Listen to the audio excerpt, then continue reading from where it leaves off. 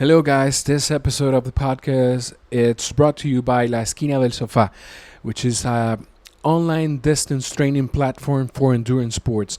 You can find them in Instagram at La Esquina del Sofá and also on their website laesquinadelsofá.com. If you find value in this episode, this is one of two English speaking episodes that we have in this podcast content.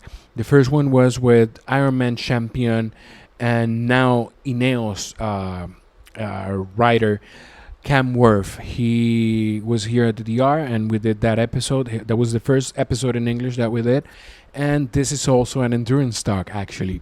I got the chance, a surreal opportunity for me to speak with a person that has been fairly influential in my triathlon journey, because when I got into sports, he was one of the main sources of information. He still is, but especially when I got into the sport, he was one of the main sources of information that I got on YouTube.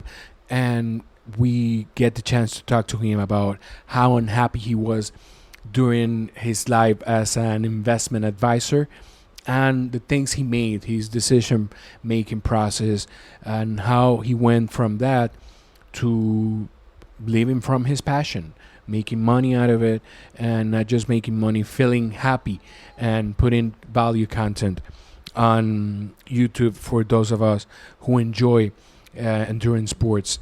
He is the most influential vlogger and influencer on Instagram, of course, on triathlon, and he has great content also in his podcast and on his YouTube channel. He has 3 books already out there. You can find them on the links below. Without further, I'm sorry to NTK. My apologies. There was a mistake on my end, and she wasn't with us in the conversation because of a mistake, something that calendar did apply on me. But without further ado, I hope you enjoyed this conversation as much as I did. If you find value on it, please share it with your friends. I'll leave you with Triathlon Taren.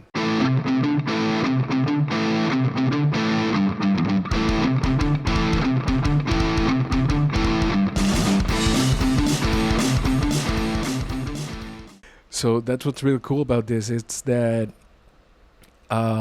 you get it.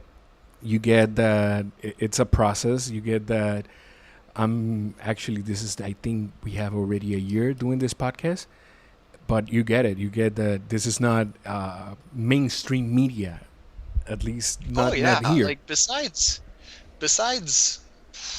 Hi, by the way, I'm sorry. Hi, Taren. Hi.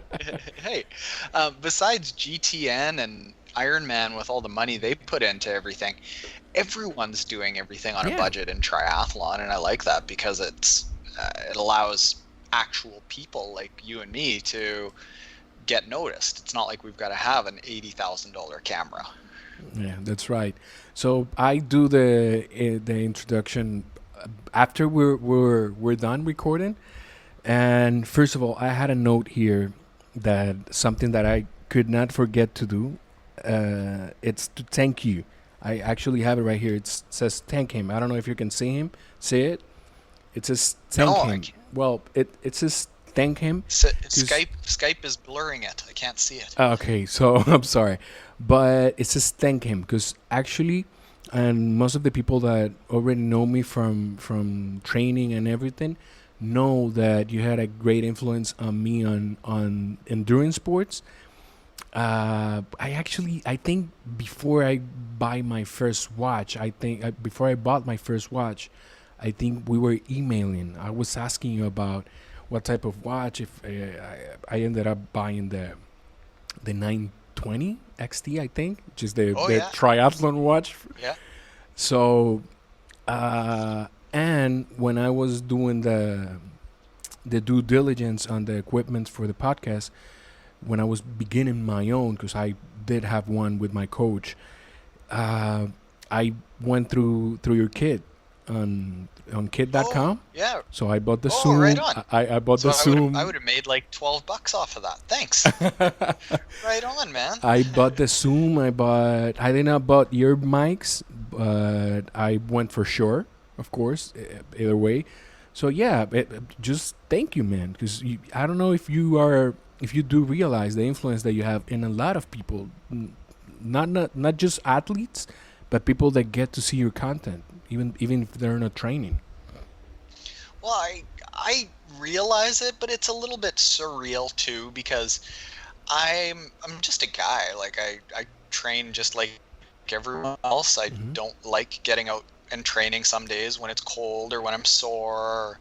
Uh, it's an honor to be thanked like that and be a part of whatever people are going through. It's an honor, and I'm thankful that frankly I've got a whole bunch of people around the world that keep me accountable to make podcasts and to write Yeah. books and to put out YouTube videos and to train, because in Winnipeg we don't have this big giant triathlon community where I live. So having people around the world like you that I feel connected to in some little kind of Yeah. way, it's good for me too. And I like that the internet has brought everyone together like that. You say accountable, and that's some of the things that I didn't usually make this much notes, but I did not want to mess this up. And you said accountable. Do you believe that making that content, putting it out there, sharing your journey from, I don't remember how much did you weigh in your early 20s to the point where you're at right now, because you're above, really above average master athlete, triathlete. You have great numbers, and you have this media and triathlon business. Do you think putting all that content out there made you more accountable? Do you think that? Immensely. I can think back to the very first time that I really realized it. I was racing Half Ironman Austin, Mhm. and tough race, really cold in the morning. I probably came into that overtrained, not feeling really good, and come the run, I wanted to walk a lot. Like I really wanted to walk. It was a hilly run. It was not a good day for anyone. I think there were more people in the medical tent afterwards because of it starting off so cold and then getting so hot. Everyone's blood pressure kind of went crazy. And I remember getting to around kilometer 7 and thinking that I should just walk. But this was one of the first races that we recorded and had video cameras there documenting the whole thing. And I was like, I can't walk. I can't walk, because what message is that going to send to people if that's what you do when things get hard? Yeah. And I kept going and pushing through it, and it wasn't a great run, but it actually ended up being the first time that I qualified for the Half Uh-huh. Ironman World Championships, because I just kept going. And I'm immensely grateful to all the people around that send messages, and yeah, like I feel really accountable to everyone out there. That was like 2018, or was it last year? Good question. I think 2017 was the race, 2017? and then the Worlds was 2018. Yeah. Okay, yeah, because I do remember that video.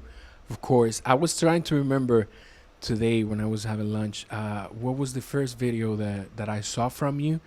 But it's impossible to remember. It's more than 5 years putting out content, right? And I think Yeah. it was the first one that I ran into. I think it was about how to breathe correctly while swimming. I think it was something like Oh that. yeah. Yeah, that's that's funny. That's how we get most people, because the story that we get from so many people is they go to enter a race and they get into the pool and they go, "Holy smokes, I can't breathe.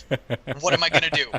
And then they go to YouTube or Google and start Yeah, typing how to breathe that's when me. freestyle swimming, and then I pop up.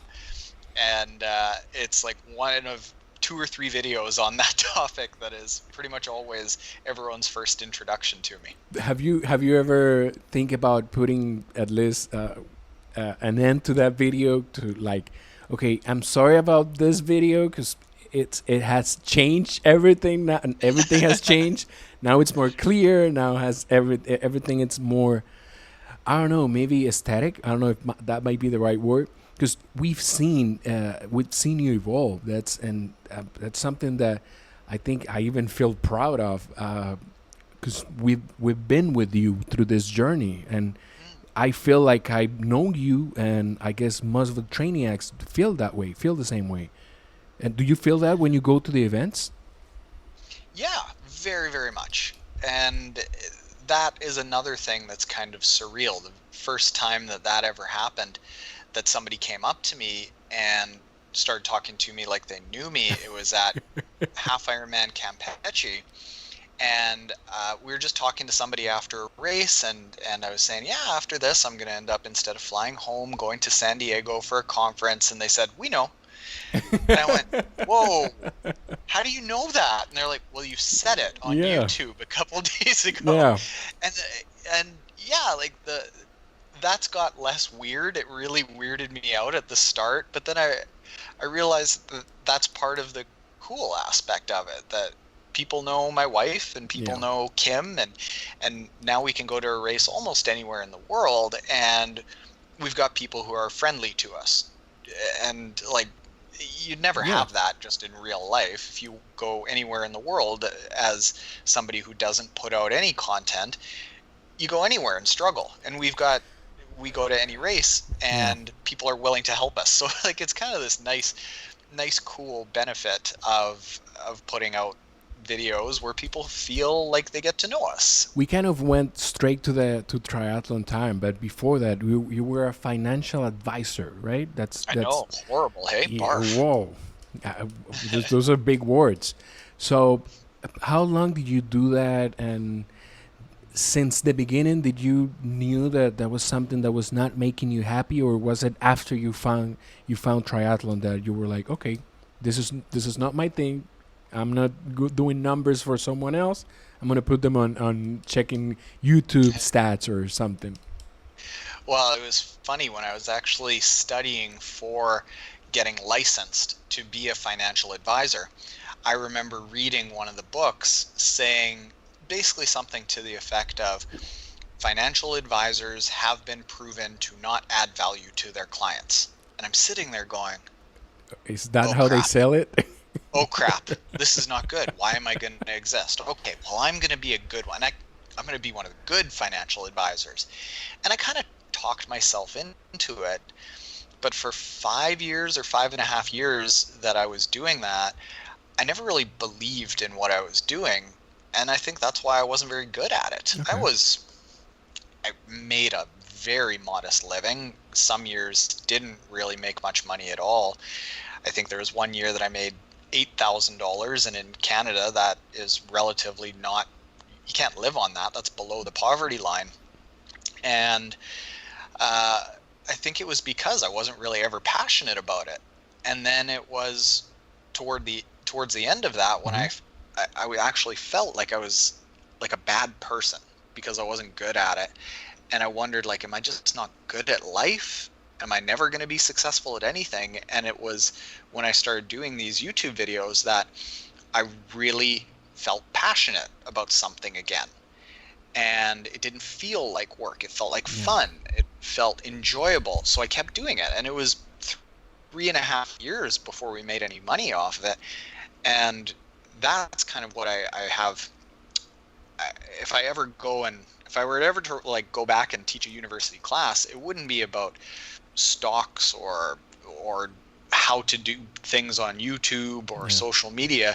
It would be about how to figure out what gets you excited. What are you curious about? Because if I found and I proved that if you're not curious and intrigued and passionate about something, you're never going to be good at it. I have I don't know if it's my saying or if I heard somewhere else and I'm taking it from that person, but I always say, if there's something that you cannot go a day without looking some information about that subject online, for example, to me it's triathlon, it's communication, it's finding content about podcasting.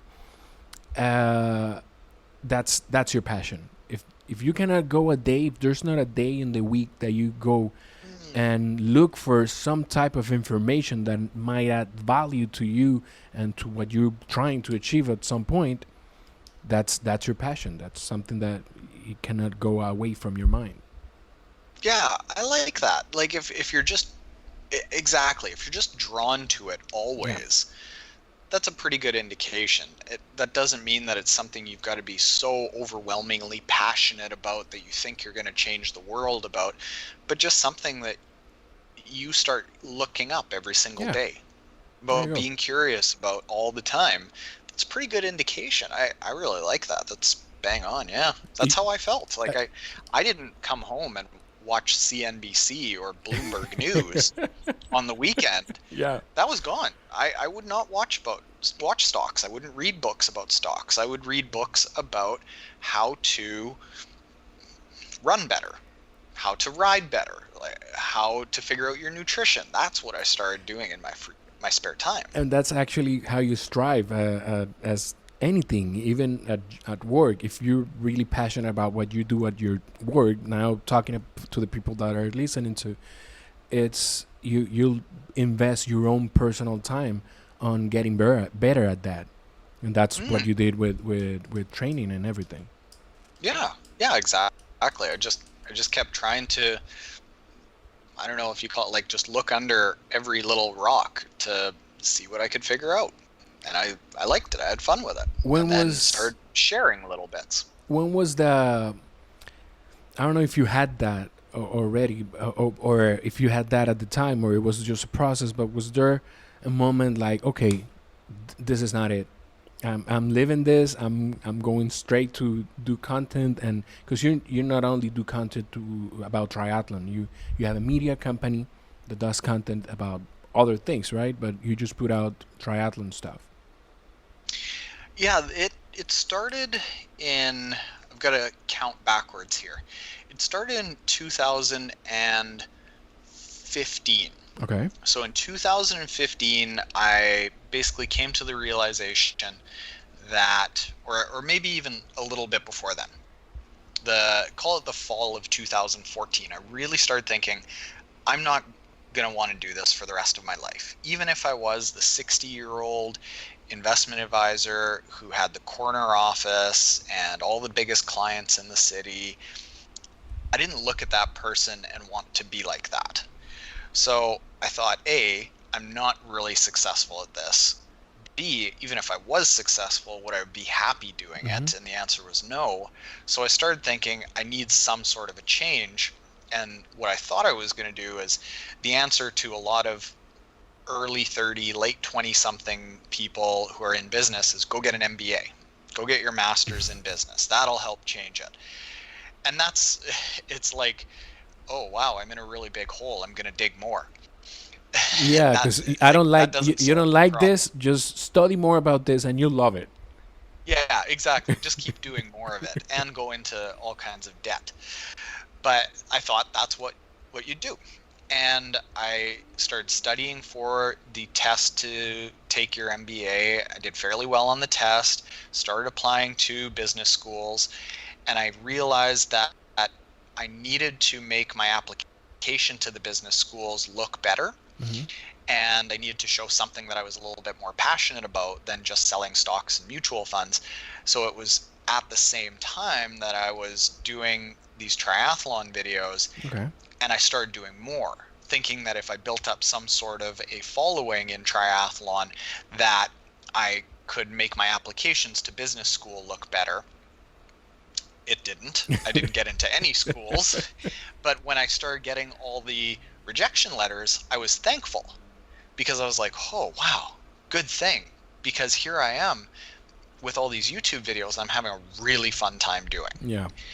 And that is when I just started doing more and more of the YouTube videos. And it was through that process that luckily somebody locally who runs an online business noticed what I was doing and asked if I wanted to come and run his media division Wow. at his company. And that's when I gave up the investment advising, because I knew I didn't want to do it. I sold all my clients to somebody else in the office, and that was sort of the first step to go away from being that Wow. investment advisor. So it was like it was when people ask for a sign from God or from whoever they might believe in.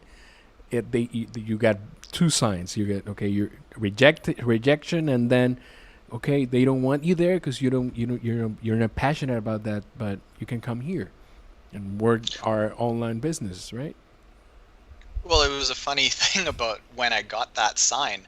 I wasn't smart enough to actually take it as a sign. I looked at it and I was like, oh, wow, I can't leave being an investment advisor, even though I was miserable doing it, because that's my career. Look at all this. I've got a closet full of suits, Kim. Kim is my wife. Yeah. Kim, look at all my suits and ties. I can't leave that to be a social media guy. That's something kids do.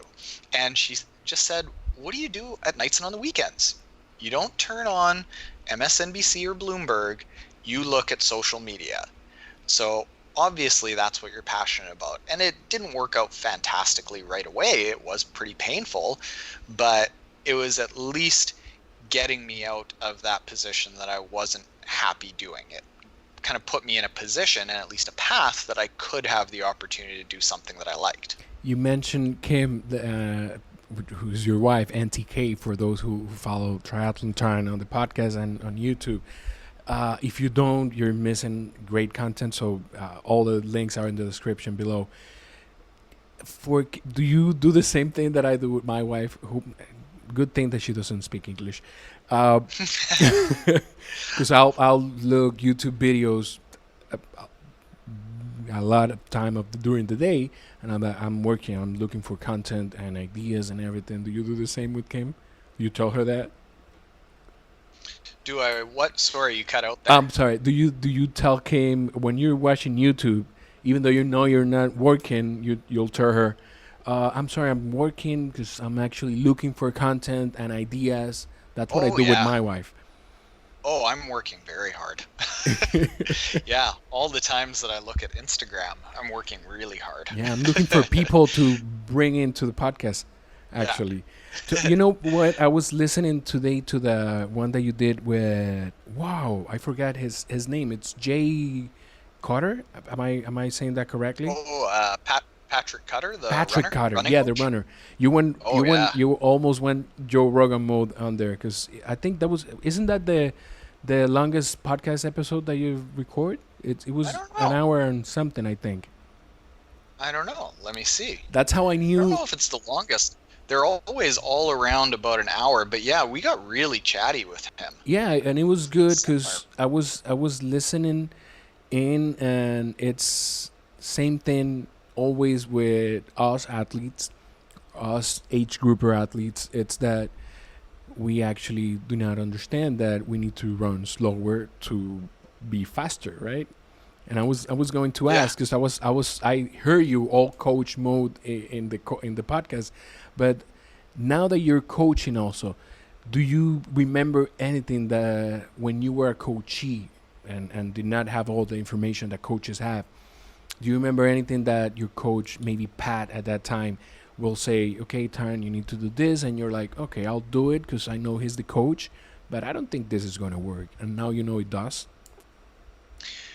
Not necessarily with. You mentioned my very first coach was Coach Pat, and he coached me in the 2017 season, and that was before I really, I think, had time to look into triathlon and really understand a structure and a science of what good triathlon performances come from. And I looked at Pat, who I think is a phenomenal athlete and a good coach.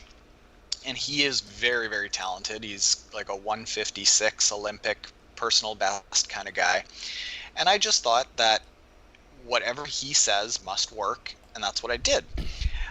At the same time, there were some things that I didn't really understand about myself as an athlete.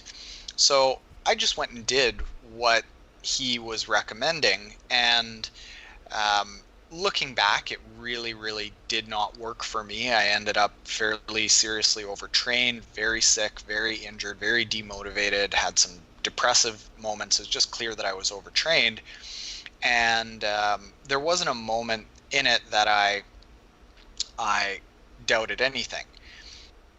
Now, there still isn't that much that I doubt with my current coach, Dr. Dan Plews. I kind of do the same thing. The only thing that I do that's a little bit different right now Mm-hmm. is I'll ask him a few more questions about why are we doing this? What does that mean? What's the purpose of Yeah. this? And then I'll go and look for some of my own information. And I think that's really important for a lot of people, is to understand the thought process behind doing what you're doing as a triathlete, because there's lots and lots of coaches out there who have a method and they don't even know why they're using that method, or they don't really have a process for that method. And or they might be very fast themselves, but they don't know why they made themselves fast and how to translate that to other people. So yes, you can find some good coaches out there, but if you don't really know what works for you and what the science is behind things, you won't even know who to look for. Is kind of you won't know what you don't know. So I think it's important for people to have even just the slightest little bit of education in an understanding of triathlon training science to understand what to look for and what to be weary of. You know that you mentioned when we were talking about financial investment advisor, you felt like you did not belong there, right? Did you at some point felt that type of imposter syndrome? And if you did, Oh yeah. and if you did, have you felt this the same? Because it's different. It's coming from a different place, right? Because you did not feel happy over there, but now I know you feel happy, or hopefully you feel happy doing what you're doing, right? But I at some point are athletes questioning why is this vlogger getting more attention than us, or coaches now that you're a coach and you got certified and everything. Okay, now he took over the athletes. Now he's coming for us. Do you feel that at some point? I don't feel it the same as when I was a financial advisor. When I was a financial advisor, that just didn't feel right. And it didn't feel like I was educated enough to feel confident about what I was saying. Now I am a lot more passionate about it. I research a lot of the things that I say. However, I recognize that I have been a coach to athletes for maybe a grand total of about 2 years. And there is a limitation to how much research can teach you, that until you apply something and see how it actually plays out with a lot of athletes, you don't yet really know how it's going to work. So that is something that I recognize, and that we are constantly updating all the workouts that we give. We're going through actually rewriting our entire database of 4,000 workouts just to make them slicker and more elegant and reflect what we've learned over the last year. And I'll probably do the same thing next year and the year after and the year after, and constantly update what we know.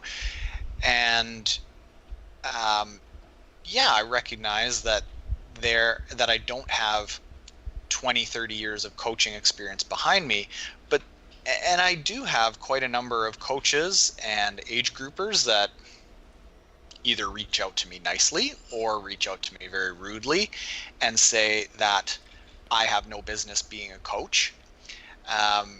And I would actually say that there was a time that Matt Dixon was not a coach and he had to begin being a coach. Yeah.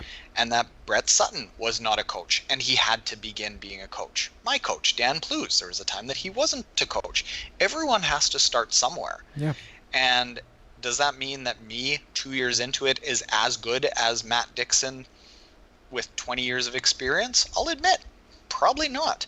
But I feel that I'm at least going about things in a curious way to get to a good answer of what does generate good triathlon performance. Because I know that there's a lot of coaches out there that slap coach at the end of their name and never look at a single article or research paper or contact somebody who's smarter than them and find out what actually works. And just to, since you mentioned Matt Dixon actually usually says it's not good or bad, it's just maybe different, because There are type of coaches, there are type of coachees. You just need to find your match, right?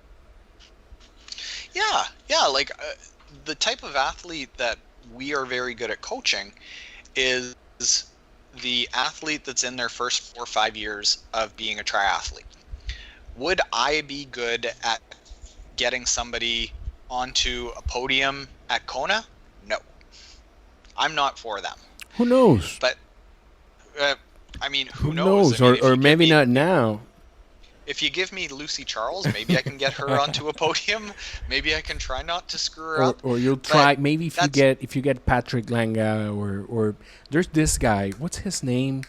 The skinny Frodeno, one, Jan Frodeno. Yeah, the skinny one. Yeah, the skinny one. You might get him to a podium, right? Yeah, but that's not my skill set. My skill set is much more in line with getting athletes to a level of being confident and strong. And I think once they start wanting to compete for Ironman age group wins or get to Kona or get to a world championship, we've had some athletes get to world championships, but I think once you get to that level of I want to compete to be the very best version of what I can do, that's a level of coaching that I don't think many coaches have.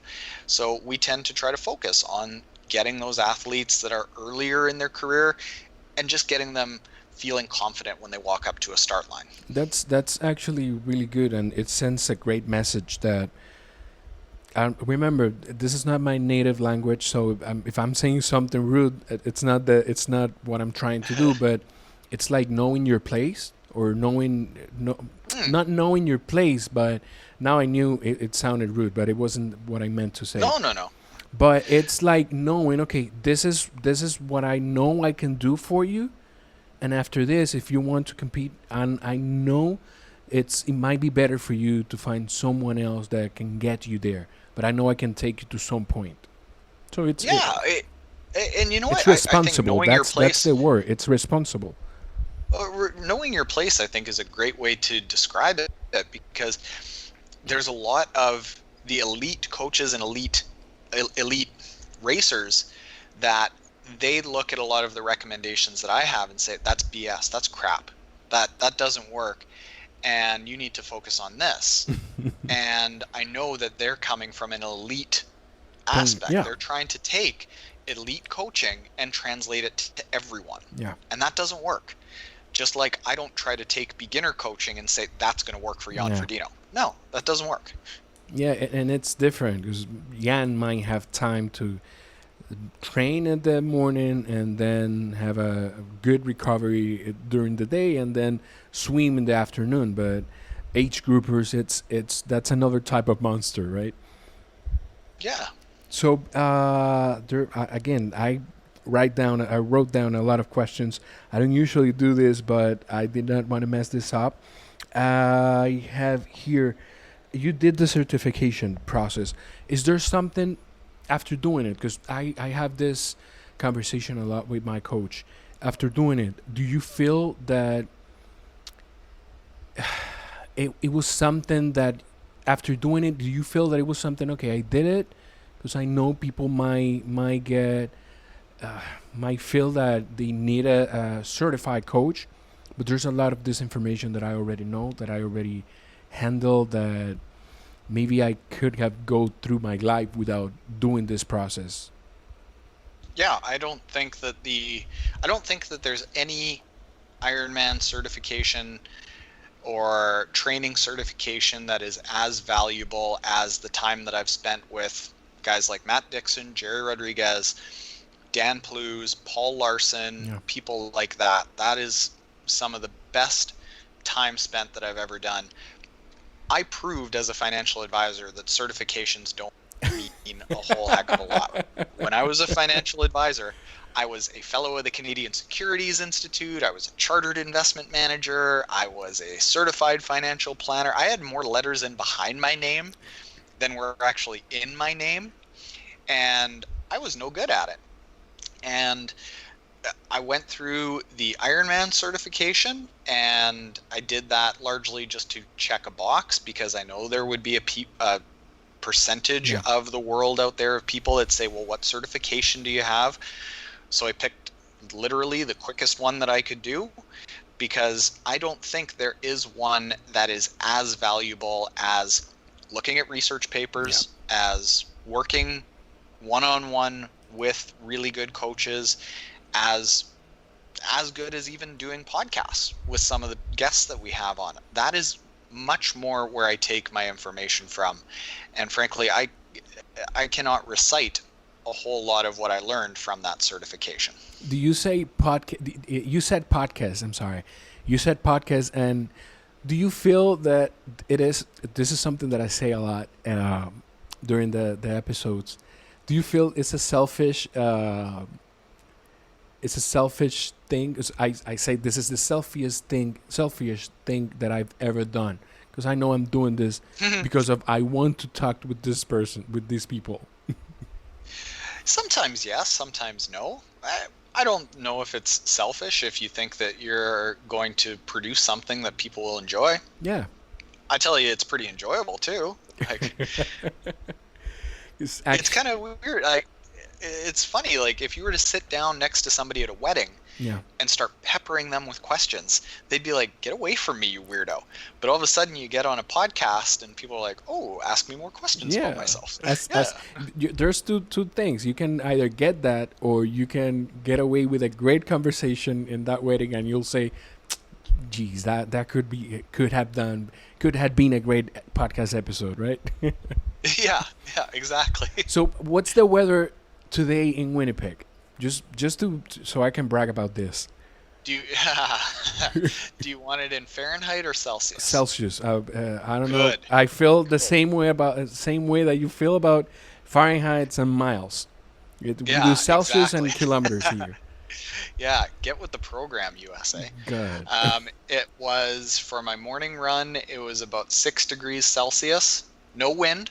Okay. And the sun was out. Okay. So for us, that's really warm. I wore shorts.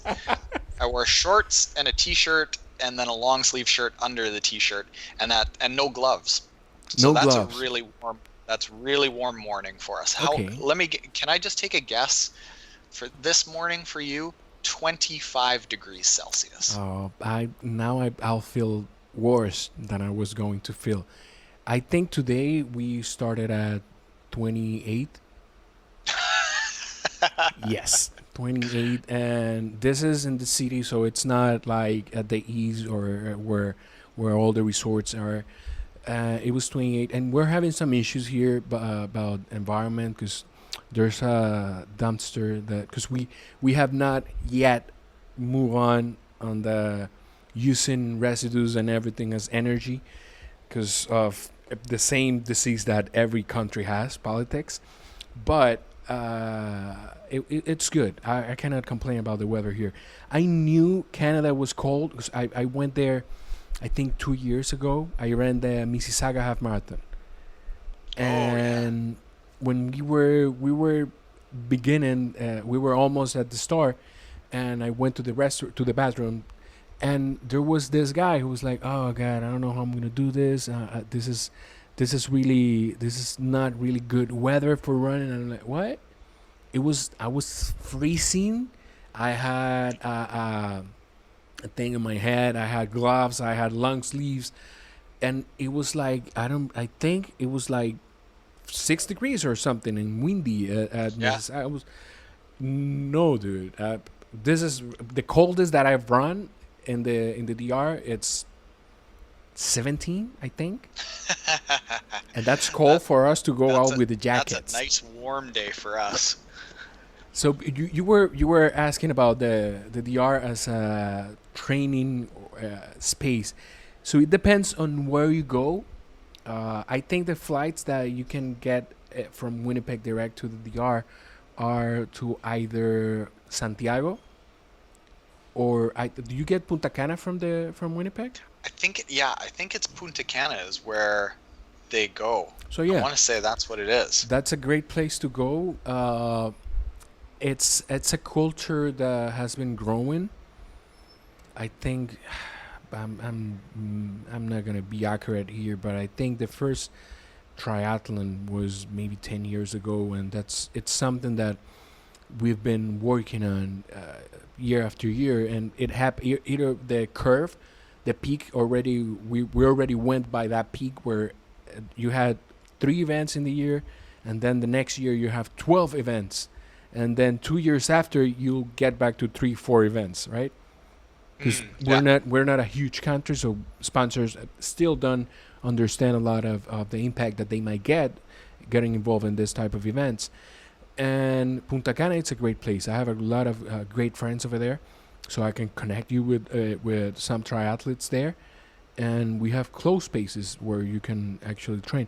I think we began contact 2 years ago about maybe bringing you to one event, because I got carried away. Someone called me that wanted me to work in an event that they were going to have, and I was like, okay, I'll start contacting try influencers that might get people here from other countries.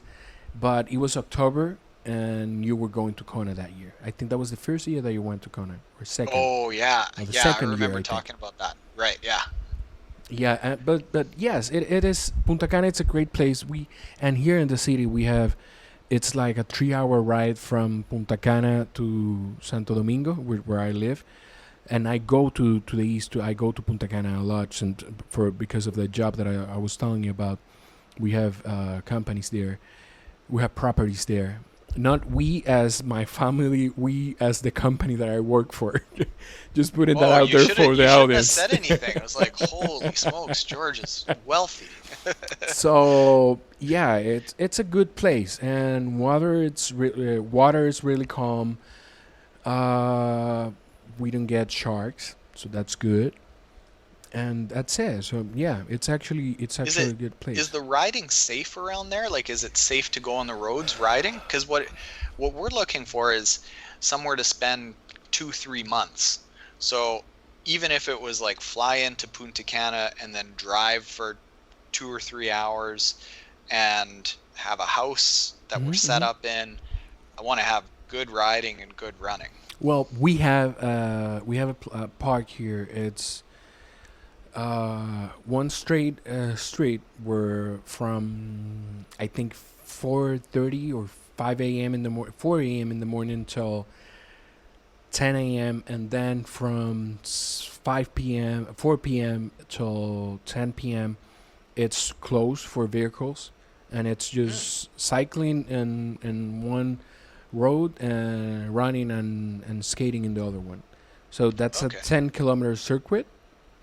Okay. And we have a open water circuit, like 40 minutes or maybe less, right from the city. We do rides from in the street during the weekends on the streets. Not now, of course, during this process, but yeah, you can have that here, or you can have riding in the street in the avenues in Punta Cana, but it's safe. It's safe. There's always the asshole at some places, but it's safe. Okay. So yeah, and I'm sorry, you were gonna ask something? No. I'm interested in doing that because, like I told you, we want to find this place, and we've always thought more in the States because it's easy to get to the States, and we can drive with the dogs. Yeah. If we're going for 2 or 3 months, we'd want to take them. But the States is crazy right now, so we're kind of thinking they're more crazy the next few years. Like, they're crazier. They're very crazy right now. They're like, yeah, I don't care if there's a pandemic out there in the world, but you can't take my rights. Like, I talked to you saw that? My wife's that was parents I about think it. I think that was in Denver, right? Oh, I don't know. That's everywhere. Well, so I saw something in Denver where they were just marching because I don't have to be at home. That's a right. I don't know if it's a First Amendment right or something. You cannot take my rights, as you said. I don't care. There were people coughing at each other, just to show to demonstrate that it's a lie. Coronavirus, it's a lie. And then they all got sick. Yeah.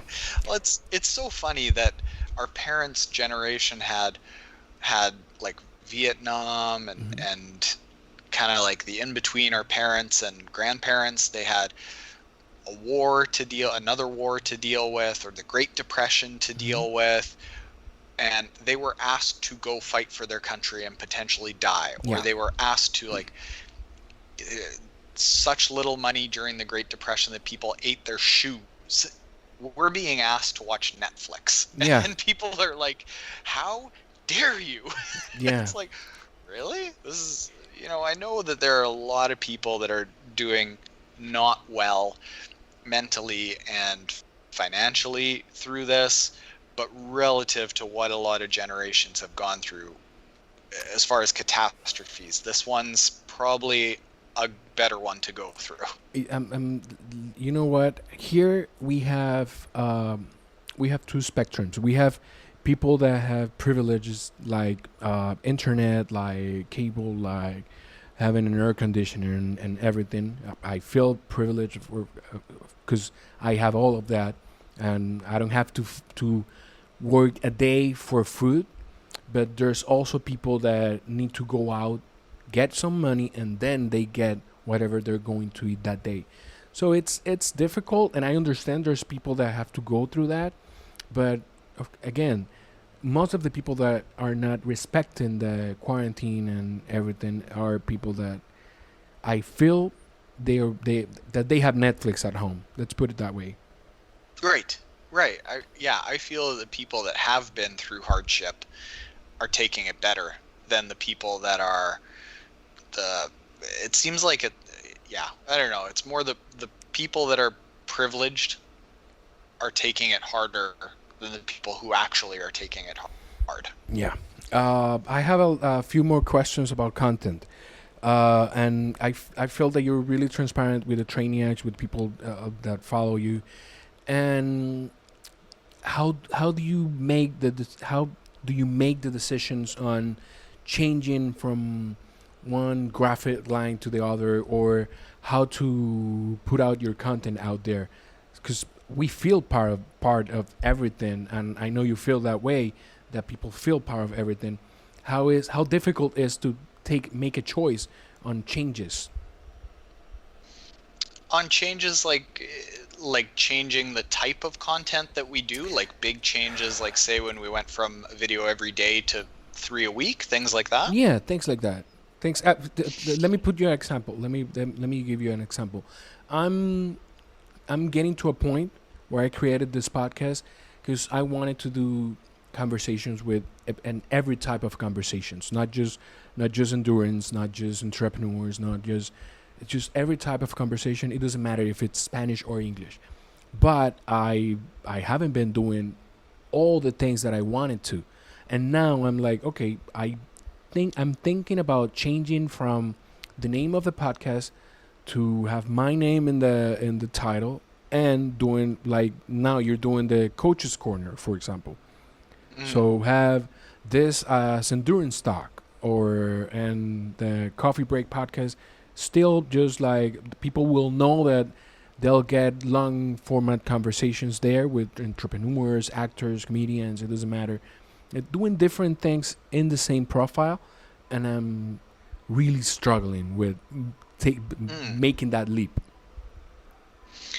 Uh, there's two ways that I think about it, and it's not as structured as you might think. The first way is, do I think that people will enjoy this and get value from it? Is there something that they can take away from this piece of content and make their lives better? I tend not to do a lot of just strictly entertainment style content anymore. Just Mm-hmm. anything that is like, we've gone away from vlogs and just daily vlogs and daily entertainment and follow me around, strictly more to information and what can people take away from this and add to their life. Okay. And then the second thing is it something that we enjoy doing? Simple as that. Does it feel like a grind? Does it feel like it's too much work? Does it feel like it's spinning our wheels a lot without a big return? And beyond that, we don't really do a whole lot of structured decision making. It's just kind of what feels right. And is that right or wrong? I don't know, but I think personally for me, I don't like being part of big companies and big organizations where 50 people are involved to make one decision. Yeah. That's not very fun. No. And does it make a better decision? I would probably argue in a lot of cases no. And we just try to make quicker decisions as opposed to stressing about what is the right decision. And a perfect example of that is there's one coach I know that is coming out with a book. Mm-hmm. And I've been hearing about this book since I believe January or December of 2018. Book's still not Can I take a guess? No, I don't. You can guess all you like. I'm not going to say who it is. Okay, so okay, so no, okay. I'm not gonna put your face on this answer. I need to write down. Okay, minute 49. Is this a swimming coach? I'm not even going to say. No, I'm just going to say there is a book that's been in the works okay. for about a year and a half. Okay. And in that time, we've put out 3 books. Is their book going to be better than ours? Probably. But at the same time, we have helped. I'll tell you, our sales for the 3 books that we've put out, it's like we've helped 6,000 people get better at swimming, biking, running. Whoa. Because we've put out 3 books in that time. And we aren't slapping together content without thinking about it. We're putting together the best stuff that we possibly can. But because there's so many fewer people involved, we're allowed to put out things quicker. Yeah. And what if 5 years from now I can write a better book? Well, I'll write another book. Like, easy. Yeah. I'll come out with the second edition. How many editions are there for the Triathlon Training Bible? So there are a few, exactly. Right? So, I'll update the information. Yeah. And about talking about the book, where can people find the book? Is it Amazon, going through your link, or at the website? Yeah, through any Amazon in the world, pretty much, or through triathlontaren.com. It links to all the books, all through there. And we're hard to miss out there on the internet. I'll put them all in the description. Okay, I asked a few friends to ask some questions. There's one that he actually, because I know they follow you. There's a lot of people here in the DR that follows you. Okay, the first one is Nagaka Galvez. He's actually one of our Patreons. One of our 7 Patreons. I'm sorry. Right on. That's 7 more than we have. Yeah. We have here. Okay, why did you? I think I might know the answer because of for this, but why did you stop doing Newsday Tuesday? And did you found any benefit on running the Kona course? Oh yeah. Well, we stopped Newsday Tuesday. I didn't actually talk about that at all. We just stopped doing it. We stopped doing it because I started feeling like it was less enjoyable. Okay. I wasn't enjoying it quite so much, and it felt like a bit of a treadmill. Every single week, it's a treadmill. I had to do it every single week, and I was looking at the analytics of the videos, and we never had a Newsday Tuesday that really took off. It was just kind of like our core audience watched it. Yeah. But it wasn't information that they couldn't get anywhere else. So we weren't doing anything unique. We were just putting out the same information that everyone else is out there. So that's exactly the process that you just asked like 5 minutes ago. Mm-hmm, mm-hmm. Are people loving it? Maybe they were, but it's information that they can get anywhere else. Yeah. So we weren't really adding anything to the triathlon world, and I wasn't really enjoying it. It was kind of neat to put out and just feel like I'm always up to date on what's going on, which I don't feel anymore. But It just felt like a treadmill. I think news is a bit of a commodity. Anyone can put it out. Yeah. And what was the second The question? second question from Nagaka was, did you found any benefit from running the Kona course besides feeling how you felt? Benefit from running The Kona course, the Kona run course. I think you ran that. the run course? Did you Course? or the Which one? Kona? Which one? Didn't you or was it the bike? I know. Well, you did not What? run the full run course, but you went through part of the course of the event while you were there. No, Which course? the Kona. Kona. Yeah. Oh, Kona. Oh, the Kona course. Oh, okay. Sorry, No, I no, just no. wasn't hearing it No, right. no worries. No worries. There's a bit of a crackle right now. I have a really hard time in Kona. Doing any training there is like the hardest thing I do all year, and all I do when I go down there are easy workouts. And I did one workout that was supposed to be a 10-kilometer run in the energy lab, and it was with Lucy Charles, and Reese was there, and their manager Paz was there. I was running with Paz, and Lucy was off to the side. It's supposed to be a 10-kilometer run. I stopped after 7K. Like, done. I'm out. It's just, it is so hard. It's amazing that when you get to Kona and you see the times that everyone's doing, you have to be Yeah. so fit to be there, and you've got to be really well adapted to being able to race in the heat. And all the times that I go there in the middle of an off season without any heat adaptation, and then I go and think that I'm going to be able to run with Lucy Charles. Like, it did not happen. Oh god. Another question is from Koichi Ariyama. He's actually one of our. He's actually one of the coaches from the coaches group that I not work with, but my coach is from La Esquina del Sofá. He's one of the coaches there, and he's asking what percentage of the overall Ironman preparation do you assign to strength training? I know this is big for you. Yeah, strength training I think is really, really big. And that doesn't mean that it's strength training necessarily in a gym Mm-hmm. where you're doing lots and lots of strength. At most, I will max out at around an hour and a half of strength training per week. And at minimum, it's somewhere around 10 minutes a day, like Okay. at the least. And that's more like stretch band work or wobble board work in the morning, or just making sure that I don't feel really crappy. Um, but there's always a component every single week year round to strength. So sometimes during the off season, the base building season, say from October to January, it's heavier weights, like actual Mm-hmm. strength. Come race season, it's more low gear work on the bike or hill running.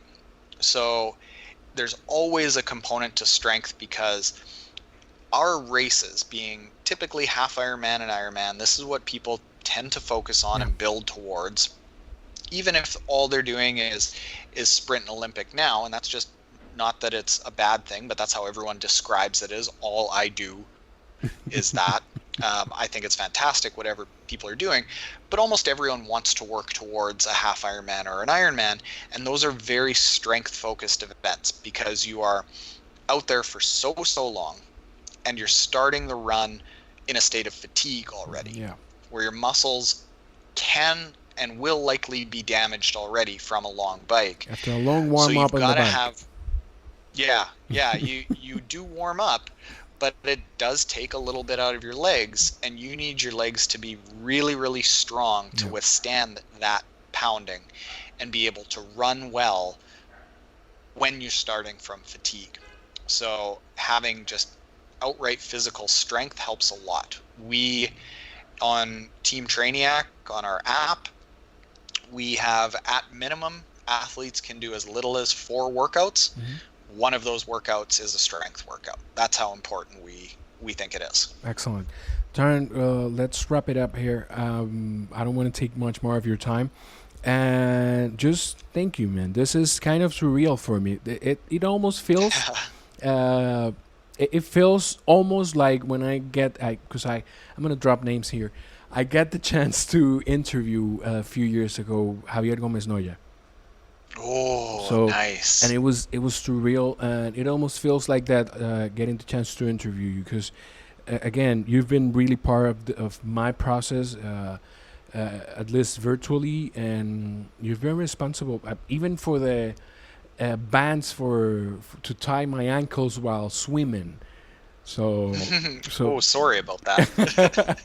so yeah, you were just to put it. I'll put it in the description. Also, a great video that you did on strength training during this quarantine and with things that we can actually do at home.